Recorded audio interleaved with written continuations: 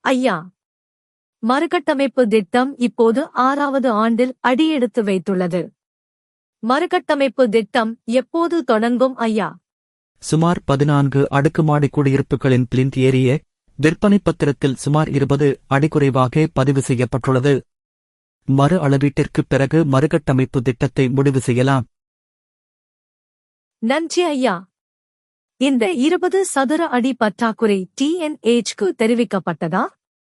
TNHB இந்த 20 சதுர அடிக்கும் விலையை வசூலித்து குறைவான பரப்பளவை ஒதுக்கியுள்ளதா?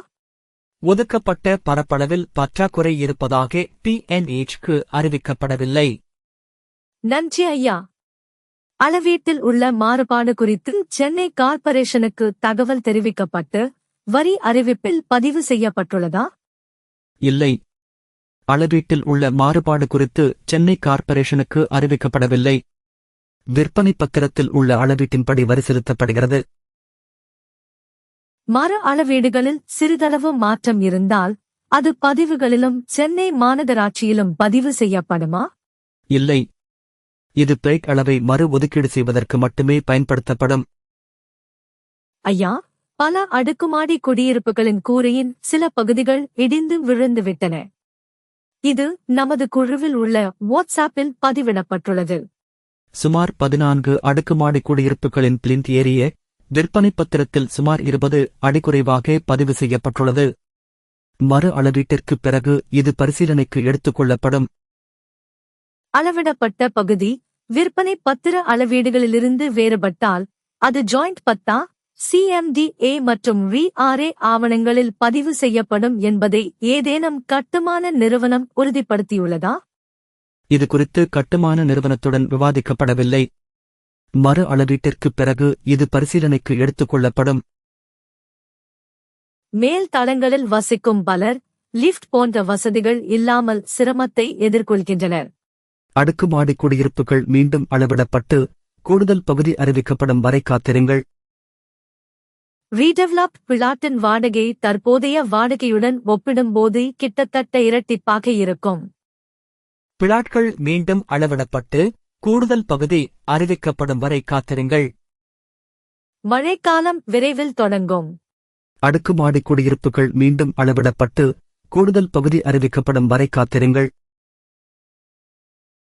சரி ஐயா. We shall wait till hell freezes over. பிறகு ஐயா, நாம் முடிவு செய்வோம்.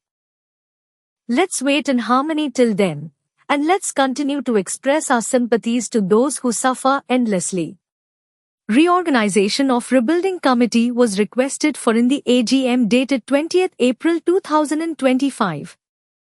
Block 468, 24 flats, 3 sizes, has 9 representatives plus president plus secretary plus treasurer. Block 469, 22 flats, has 2 representatives, and 7 shops has 2 representatives. Of course, there are 7 types of shops and there cannot be 7 representatives for shops. This had led to a proposal for AC block with 32 flats, 22 from 469 and 10 from 468, which has been strongly objected earlier. B block for 14 owners and an exclusive A block for builder was also a part of this proposal. And now, a new proposal is being floated that the bigger flats should be given CCP instilled. The parking is a new facility in the redevelopment project. The so-called bigger flats did not pay any special maintenance charges based on their flat size. But now, a claim for special treatment for covered car parking in stilt is floated as a matter of right. Atrocious. What is big?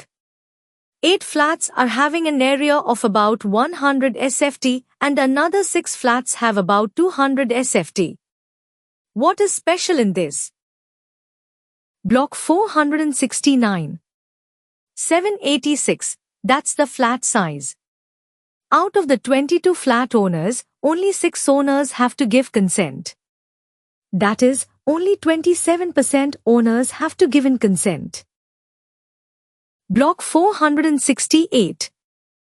Out of the 24 flat owners, 50% owners, that is 12 owners have to give consent.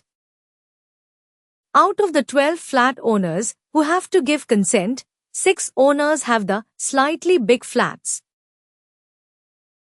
Out of the 12 flat owners who have to give consent, 4 owners are committee members. Some thoughts persistently plays in the mind long after it's been heard. My flat is 20 SFT extra than the document measurements. களவினால் வந்த செல்வம் மிகவும் பெருகுவது போலத் தோன்றிக் கெடும். அரிய செயல்களை அவற்றுக்கு உரிய முறையான வழியில் செய்து முடிக்கும் திறமையுடையவர்கள் பெருமைக்குரியவராவார்கள்.